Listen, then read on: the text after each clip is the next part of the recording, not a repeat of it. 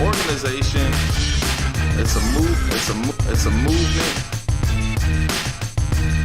We're talking about unity. We're talking about unity.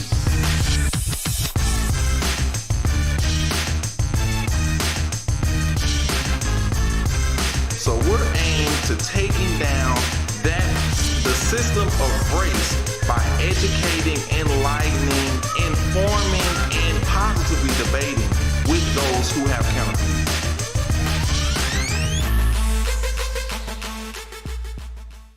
Ow! Welcome back to our Talk About Unity show. We call this the Welcome Back, Richard. Happy Marine Corps birthday. Post-election version of Talk About Unity. We got all those things happening, so I'm really excited because I got my boy Richard back in the house. Richard's been out, and we'll be talking about all kinds of stuff today. We got such a list today because Richard's back. We got to hear his story. We got to hear the American story that's going on right now in the country. That's a lot to talk about there. So we got a lot to talk about. So welcome back, Richard. Glad to have you, man. Thank you. And first thing, and so I don't forget, because last time I forgot, you got to stand up, turn around, show everybody the back of your shirt there. All right. There we go, America. That's what we're talking about, America. All right. So when you hit a good shot, when the ball comes off the tee and it's going straight 300 yards, you say, America. America. Hey, and you see I've got my Happy Marine Corps birthday today, November 10, 1775. Ever since then, we've been committed to honor, courage, and commitment is what we call our core values. And you see we've got our nice display here, Eagle, Globe, and Anchor, Marines, right? So it's a Marine kind of day. So lots of things going on in America. And so we're going to get to it today on Talk About Unity. We're going to see how we can bring some unity with all these things going on. Come on. So, Richard, tell us what's been going on, man. Give us the story. Give us the scoop, man. We got to hear. So this is good knowledge. Y'all might want to get. A bunch of our guys, we get together and we play dominoes, watch Monday Night Football, have a little halftime prayer time. You know, it's just good Christian, good friend time.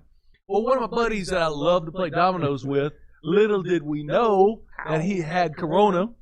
So we're eating. Little did he know. Little did he know. So eating nachos, playing dominoes, and so I got corona. I got tested. How many people were playing dominoes? How many? Well, there's always 4 people at the table. Okay. But I don't know. Maybe I was probably the only one eating while I was playing. It's kind of tacky anyway. Anyway, so I test. I immediately had my entire staff and family test. And sure enough, some of my family tested positive, so we put in a lockdown protocol. I jumped on, it's a good thing to have good nurses and doctors and people that have a solid COVID protocol. And so I immediately got my meds, got things going. What about that? Was that first? Didn't you go to this first doctor and he didn't? He just said go home and whatever. Man, and you had to get a second opinion. I'm not gonna name names, but this guy. Don't put him on blast. Don't put the doctor on blast. This guy said, don't go to Dr. Go X. Home Dr. X. And don't do anything. Drink lots of water and stay in bed. And so we have a lot of people at River-Praise that are in the medical community. They said that's not the answer. So they found out they jumped on it immediately. They said, no. You jump on it fast. And so I decided to follow their protocol versus his, and they put me on this because I've had pneumonia 6 times in the past. Oh man! So they have steroids for my lungs, and then they had these tablets and different things. And anyway, never once did I feel sick. Not dizzy. The only thing is I felt like a 3-penny nail, like about a 3-inch long nail through my forehead. For a few days. And just a little dizzy, a little tired, and stayed down as much as I could. I can't keep it down. But so did the Queen of Spring? Did she get it? She got it. No, she never got it. She never got it. She never got it. She never got it. That's his wife, by the way, Queen of Spring. Queen of Spring, just as strong as an ox. And she never got it. No, everybody else got it. And But she stayed. I mean, what happened? What was she doing during the time when you were down? Was she still around? She's up in the upstairs bedroom. I'm locked in my bedroom with my TV, and so they were sliding your plate under the door. Yeah, pretty much, like a caged animal. Here you go. Yeah, stay away. Feed the animal. Stay away, and of course my second son Nation. He's very health conscious, somewhat of a hypochondriac. Did Nation get it? He got it. He was like, "Dad, stay in your room. I'm gonna get it." And of course, he spoke that on himself.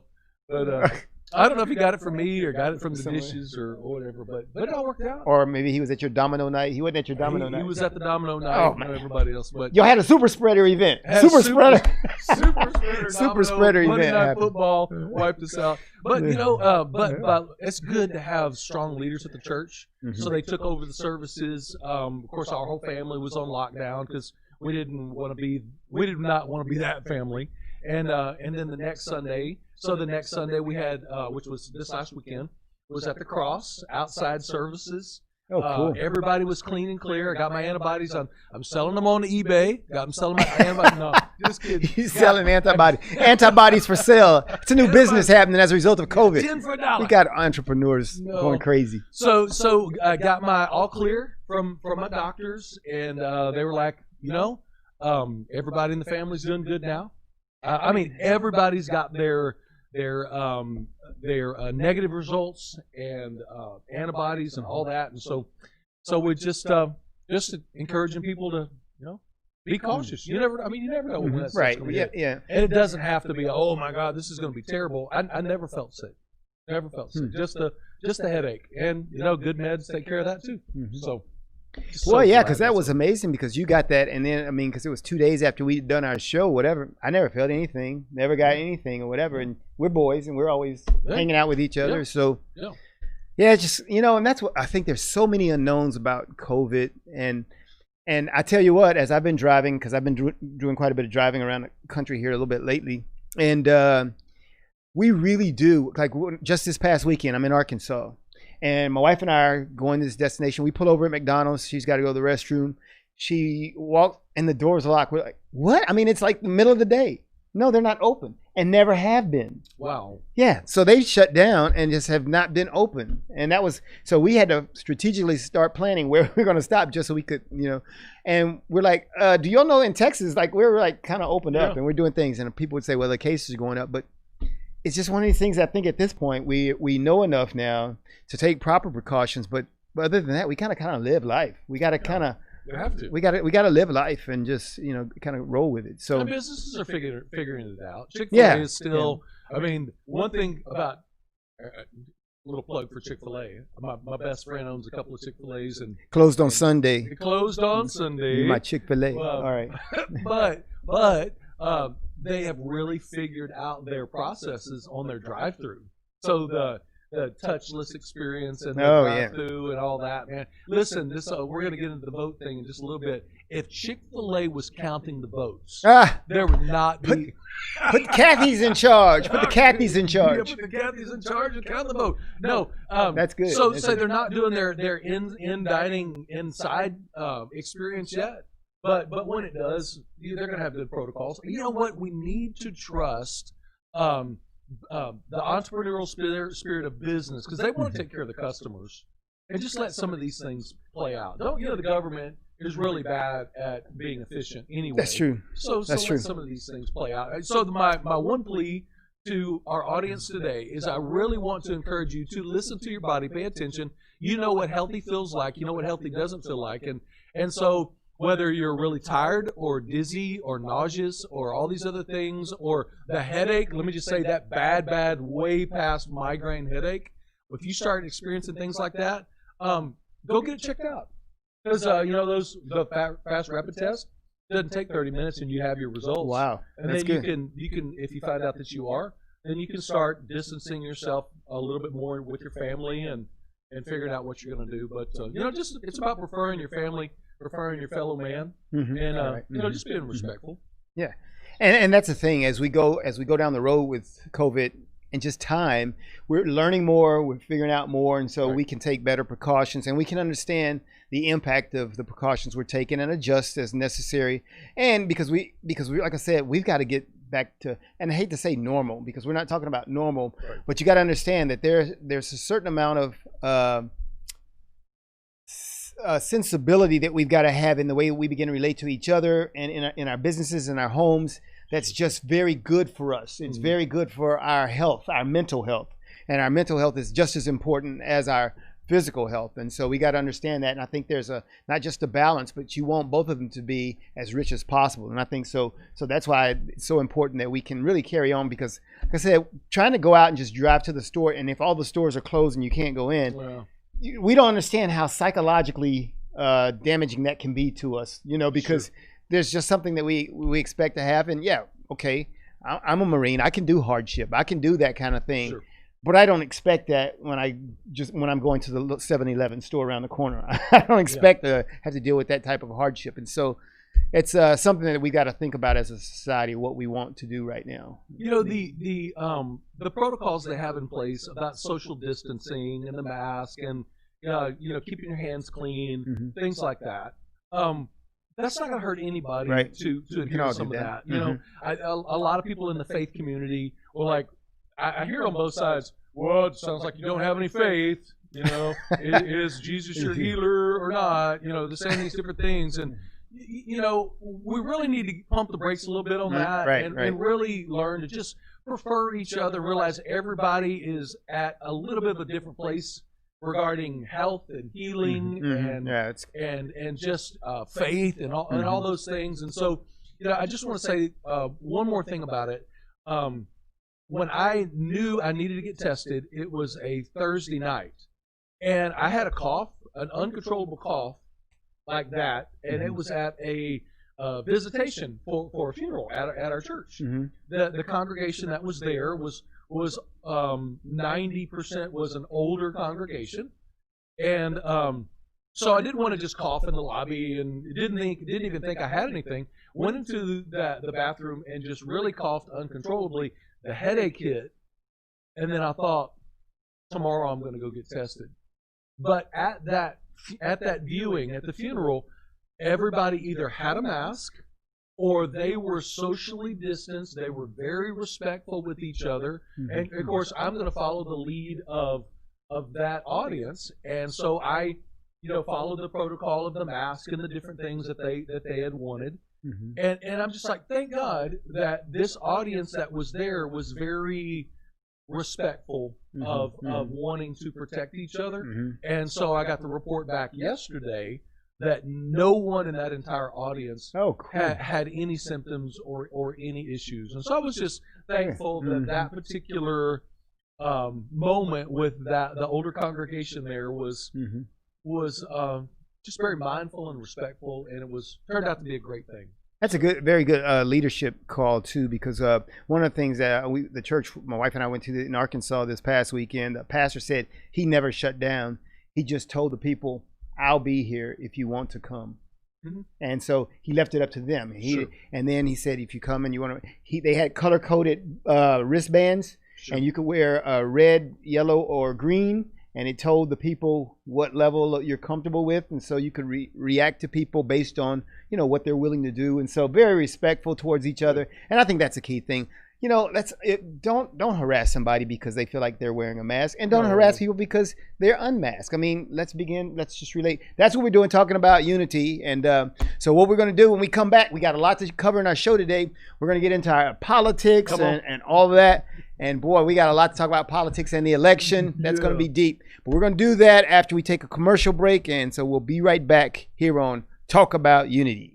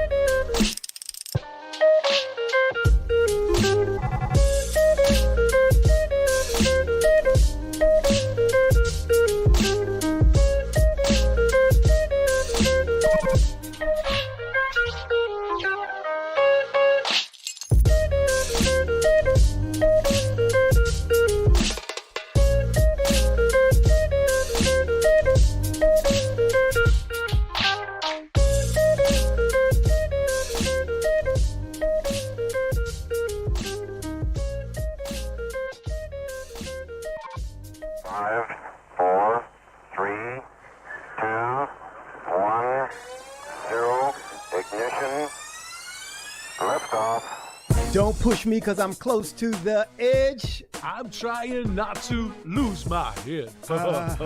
Hey, this is the Talk About Unity show where I bring the talk, And I bring the unity, and together we talk about unity. unity.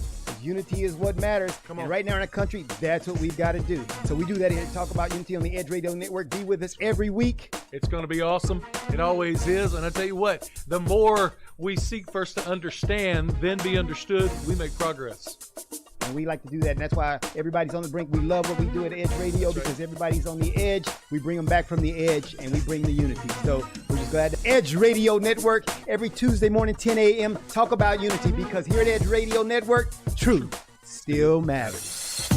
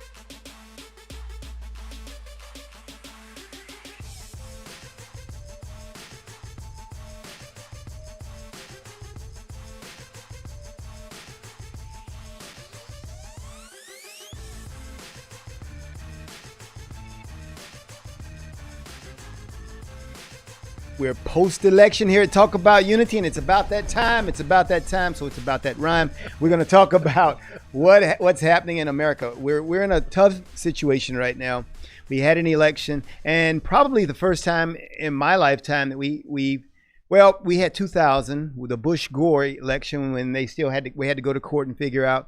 But this one seems much more scandalous than that one in the sense that one seemed to be more controlled. They had some problems with hanging chads in the state of Florida and the system there. And so it was very localized. And so they had to figure out what was going on there just in Florida. This time, it's kind of like you really don't know. Everybody's kind of insecure. And of course, many people say, well, it's over. Let's move on. And so there's that side. And then you have a lot of other people saying, no, we can't move on. This has got to be investigated, got to be checked out. And what does it do? It creates more dissension and division in our country. And so that's why you need to be here at Talk About Unity to talk about how we come up with solutions when everybody else is at odds. And so, Richard, let's talk about that for a little bit. Let's get some views on these things, and let's talk about what the American people are facing right now. So what's the problem and the answer? The problem is politics. Yes, politics. We need politics, but we don't need politicians. Well, politics. Let's break down politics. Poly means multiple, way more than many. Tick is a blood-sucking parasite. Okay. We got many blood-sucking parasites.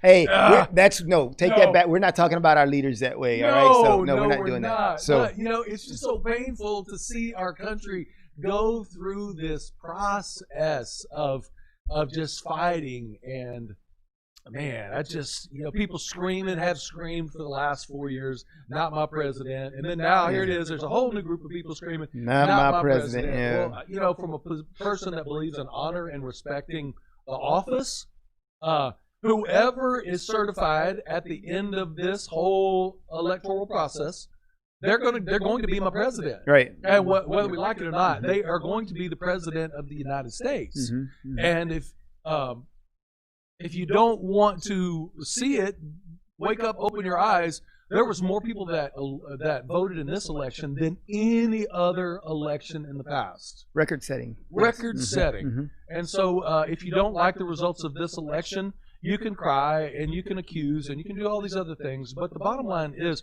if you want things to be different, and this really hit me hard last night. The problem with America today is not Joe Biden or Donald J. Trump.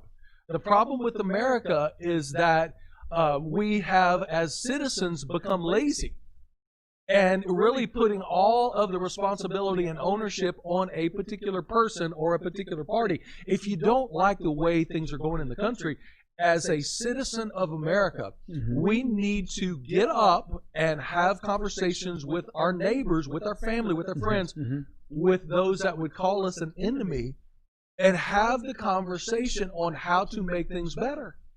How to make things better. This whole, what we were talking about, a race, and this whole unity movement lifestyle is about having the conversation. We have to have the conversation. Somebody calls me racist. That used to infuriate me when I was younger, because I know that I'm not. And I would just, it was like the worst name you could call me. You call me that, I cut you off, you're out of my life, I never want to see you again. But I've changed my thinking, because maybe their perception is that I am. And now I dig into, why are you saying that?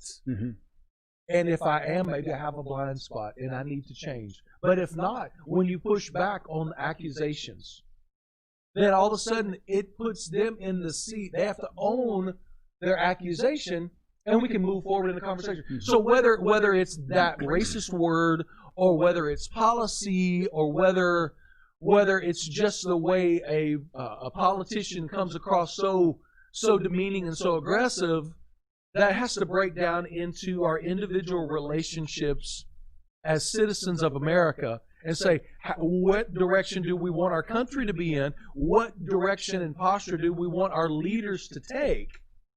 And then hold those leaders accountable. Well, see, and you made the key word there when you brought up in our relationships. I think the problem is that it's so explosive and so volatile out there in our country that we don't ever get to relationships. So when I call you a racist, it's not like I call you a racist and then we have dialogue about it. We don't have dialogue about it. I call you a racist, and I would do that in order to shut you down and tell you that I have no respect for you, and no, I don't want to talk to you. No, I don't want to talk to you. I'm just tired. I'm just this. You all have done this to me and whatever, and I just don't want to have.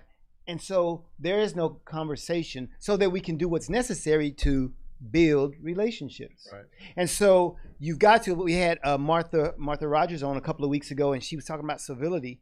And we're talking about, we've got to be civil enough with each other so that we can say things that engender conversation, and then we can begin building relationships. And we got to understand, we got to do that with people, sometimes people who disagree with us. People who have totally different viewpoints, who are on the other side of the political spectrum, the demographic spectrum, socioeconomic spectrum. They're totally different than we are. We've got to be willing to engage them. And if we don't do that, then we can't build relationships, and we can't have the conversations, because at the end of the day, as Richard was saying here, is like, whether it's 45 reelected or 46 the new president, we got to be the solution. We do this so we can come up with solutions. It's our thoughts. Our government is of the people, by the people, for the people. You have to say that again. Say that again. It's up to us. Our country is built on the idea that this country is of the people, by the people, for the people. We are the people, and we got to have the power. So when we choose that elected official, then they're simply acting on what we, the people, have decided needs to be acted upon. But here's the thing. Right now, because you got the country, regardless of how you feel, whether you're a Trump side or Biden side, you got to acknowledge we're divided. And that's why the election was so close. Remember, they were saying it was going to be a blue wave, it was going to be a landslide. My brother was telling me it was going to be a landslide. I was like, not from what I've seen. I've seen people just as excited about Trump as I see about Biden. That's cool. That's what democracy is about. That you've got this one side and people are supportive of that side. You got the other side. And somehow we come together and we elect a person, whether it's edged out at the ballots or anything else, when that person gets in office, and we say, okay, how can we still then make the best of it for everyone, for all Americans? And that's what it's about. But we can't seem to get there because the thing that I hate, usually when they get in office, the first thing they say is, now I have a mandate, now I'm in charge and I can do the things and I support my base kind of thing. You know, if you do that, we remain a fractured country, and we just continue the way that we are. So we need some solutions. All right, so let's talk about what do you think is going to happen now? We've got we've got evidently the court involved, and I heard someone this morning say Supreme Court is going to have to rule on this. Do you think it'll get there? Do you think it'll get there? I do, and this has been something that has been in the middle of my bullseye for over 4 years, and that is the integrity of the election. I believe the most important responsibility we have as a citizen is to vote, and that vote should not be taken lightly. It is a vow. It is a responsibility. It is something that we should take very, very serious. And the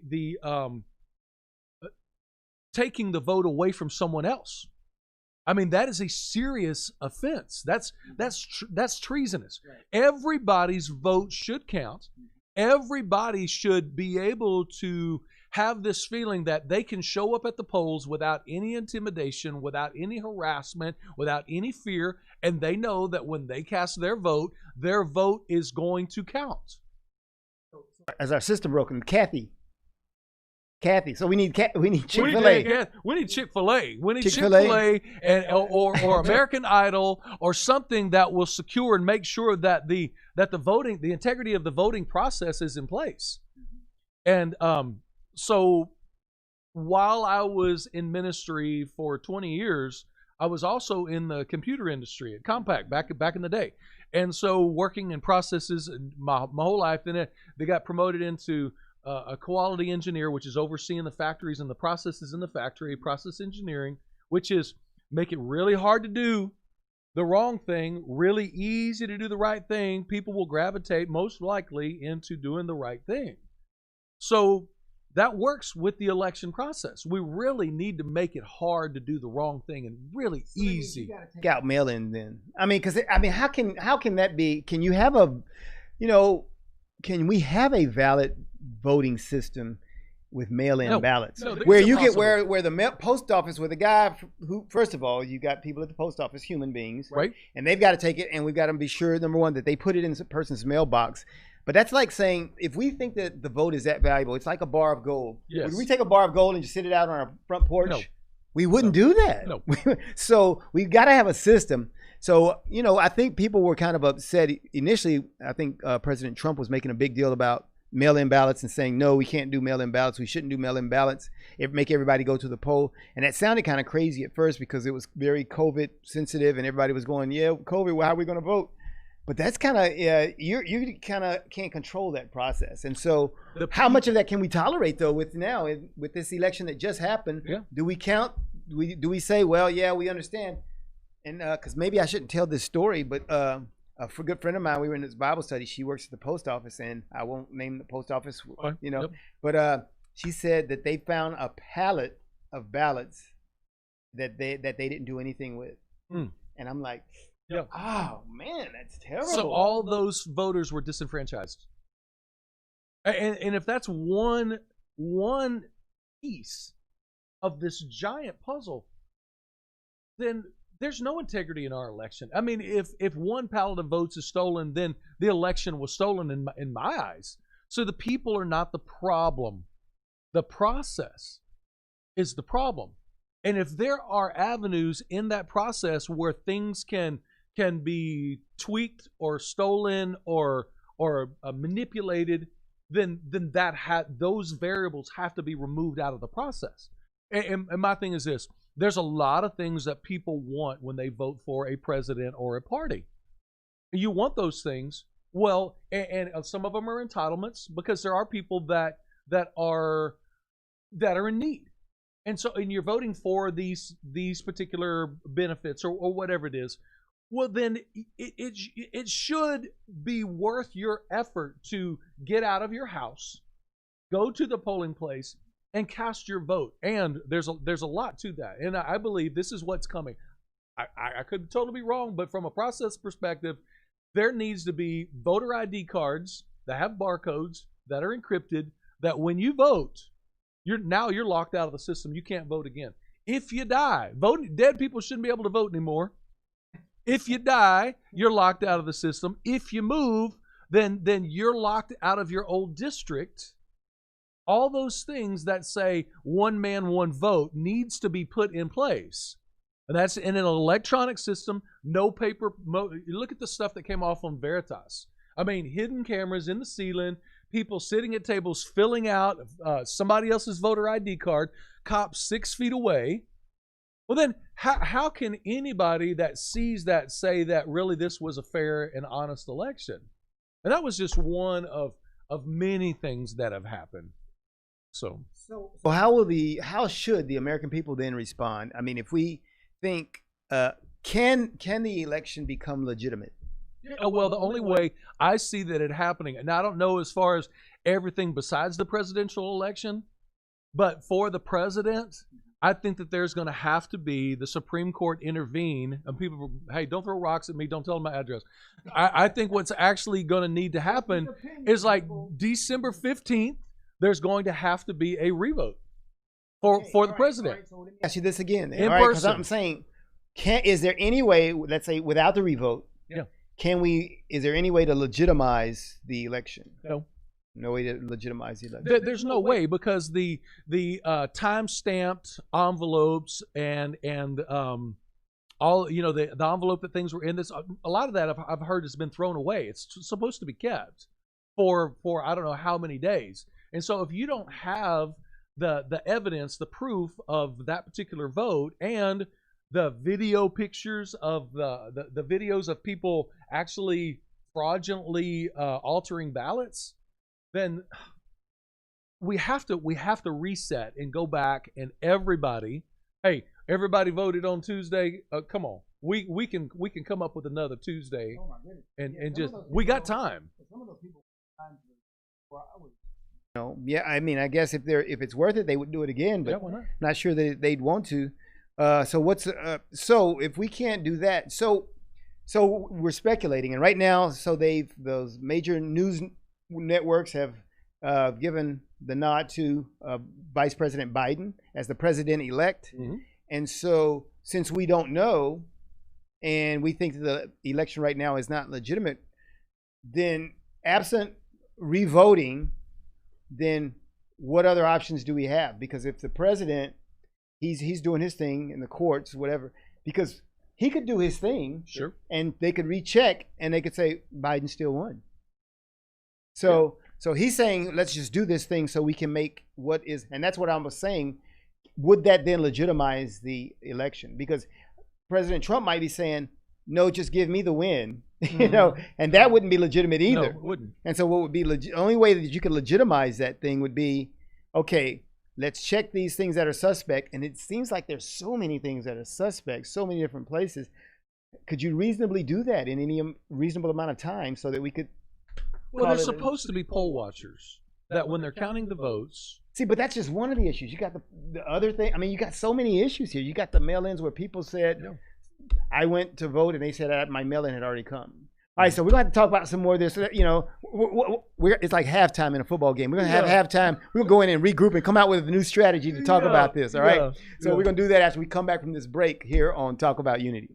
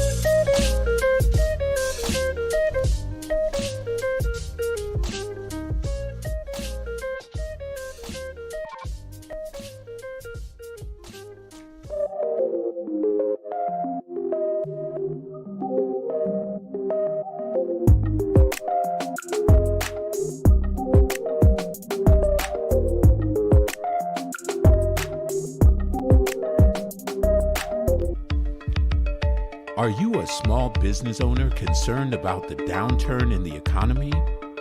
Top business leaders like Mattress Mac and Warren Buffett will tell you that now is the time to promote your business more than ever.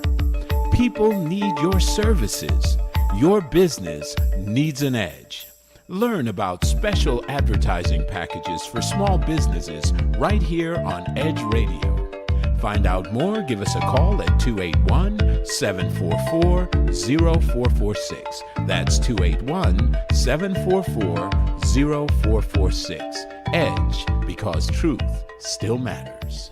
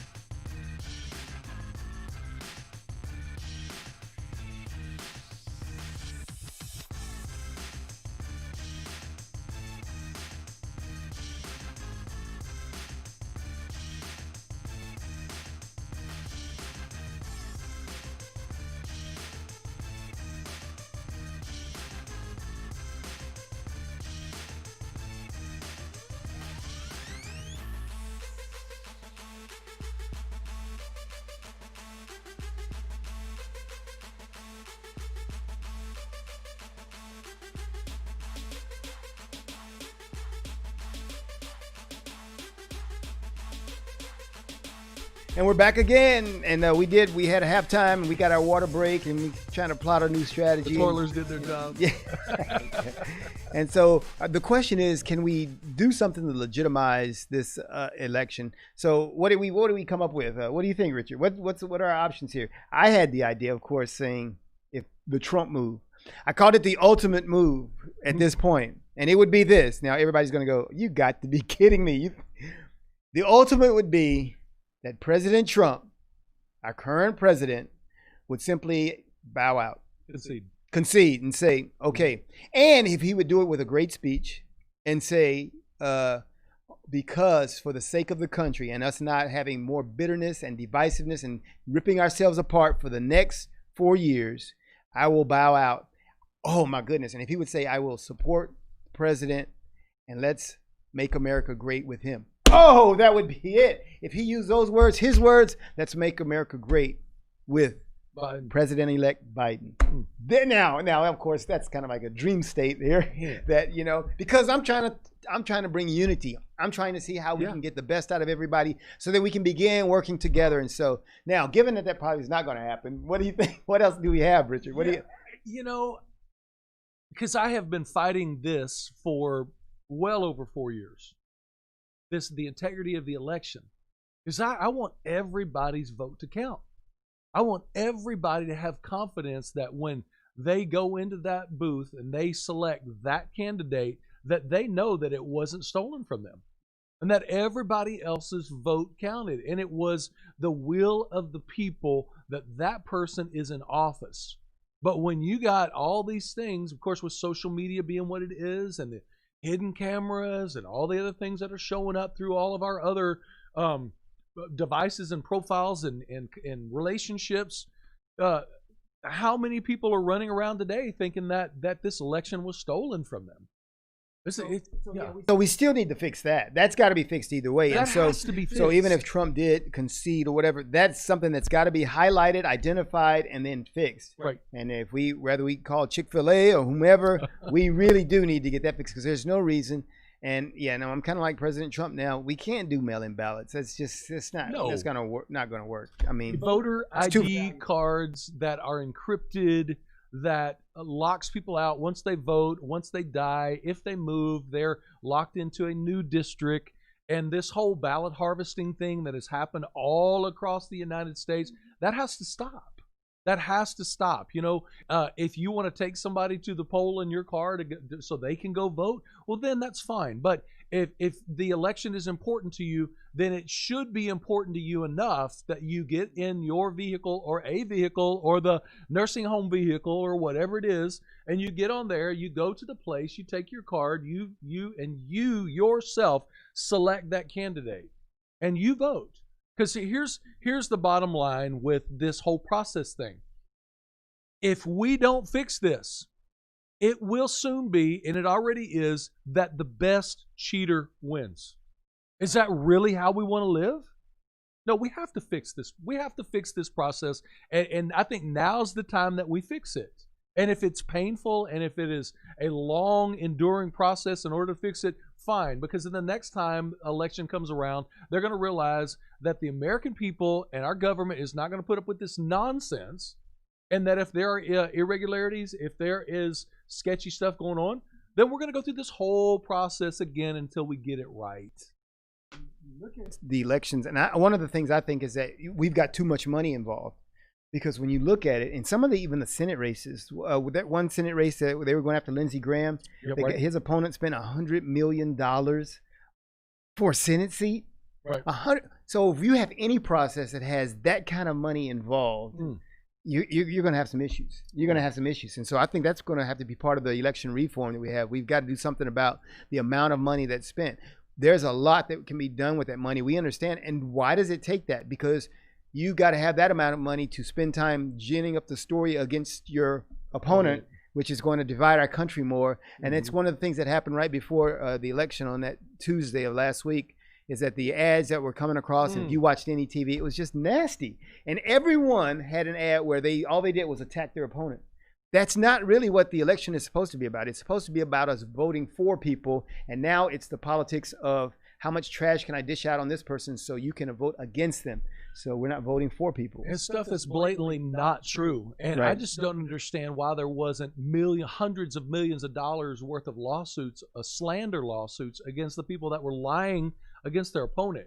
You know, They've accepted it. Well, you threw mud at me, I'm gonna throw mud back. So so it should be about elections should be about who has great ideas, who's got great character. So whoever has the best character, the best ideas, the best group of people that are supporting them, that's going in that direction, well, then it's the will of the people. Come on. Now, what were some of the things? Then, what are some of the positives you've heard from Biden? Some of the things that you think might be positive. So I heard today, driving in today, that Biden said that he never ever wants to have these conversations in America anymore about defund the police.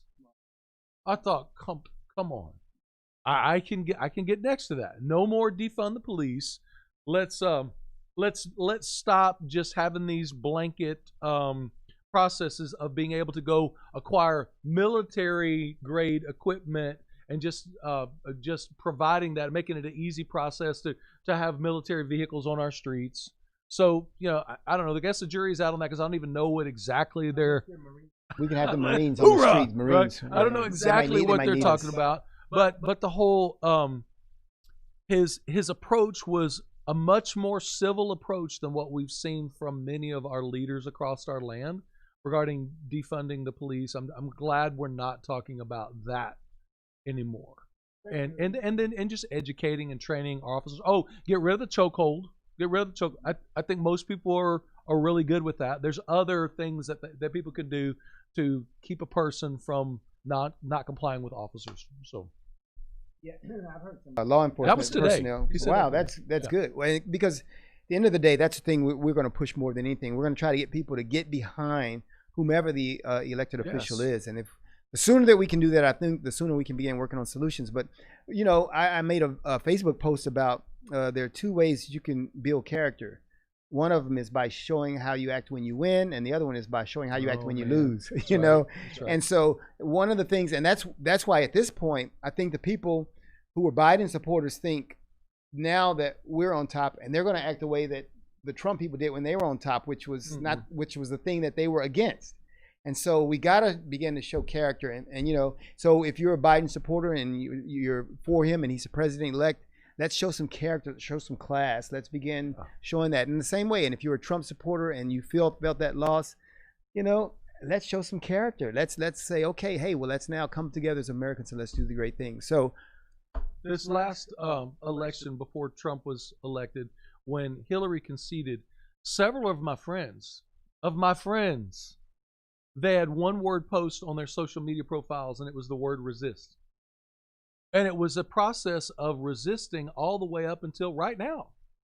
That should not be our avenue regarding politics. So if President-elect Biden is certified as our president, he will be my president. And he will be the recipient of many of my prayers. He and Kamala. They will be. Whoever is in charge, I pray for the leaders of our land. And I'll be praying that President Trump, as he moves into a new season in his life, will be not one of vengeance or anger, but it will be one where he can lead the next chapter of his life in a productive way. So. All right, hey, so we're going to take a break here. We're going to come back with the last section of the show because today is the Marine Corps birthday and tomorrow happens to be Veterans Day. So we're going to spend a little Veterans Day segment coming up as soon as we come back from this commercial break on Talk About Unity.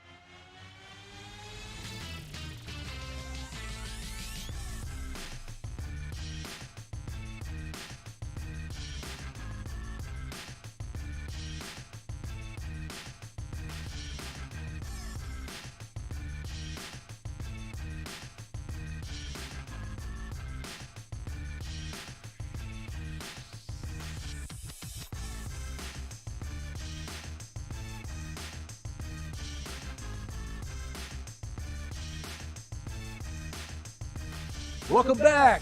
So glad that we've had this time together today, talking about elections and Mr. Biden and Mr. Trump and all these things that are happening in our country today. Talking about getting healed from COVID. Talking about, hey, Veterans Day and the Marines' birthday and all these things that are going on in life. You know, I just want to say this one thing is the things that I'm passionate about, the things that have garnered my attention and been the recipient of my prayers, none of that's going to change regardless of who is certified as president. I'm still going to fight for families. I'm still going to fight for babies. I'm still going to fight for the injustice that is levied upon so many people in our society. And you know what? That doesn't change. I'm just going to make sure I have respectful, loving conversations. And if I'm wrong, man, I just pray people pray for me that I get right, right? So there's just so much going on. I'm happy to be alive. I'm happy to be living in America, and that we have a democratic process. It's flawed, has issues, but you know what?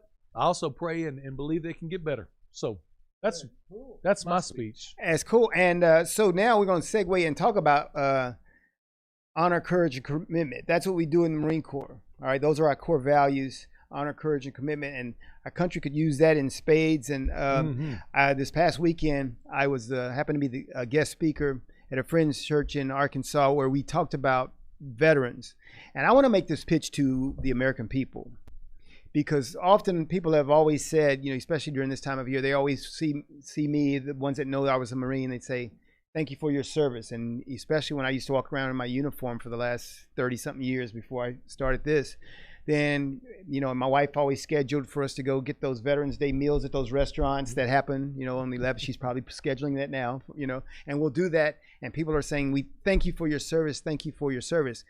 My response has always been, whenever they said that, I said, first, it's my privilege to serve. And secondly, I always respond to them and thank you for yours. So I want to talk to the American people today about your service, all right? Because here's the reality. While I served in the military and I have a responsibility to go to these places that the government says we need to go and do the things they say we need to do, you too have a calling on your life the same way. Whether you're a housewife, whether you work at a big company, whether you're a pastor like Richard here, you have a calling, and that is a call to service. And so that's what we're all called to do. And I want to thank everyone for their service, because when we do that, our part in that service, what are we doing?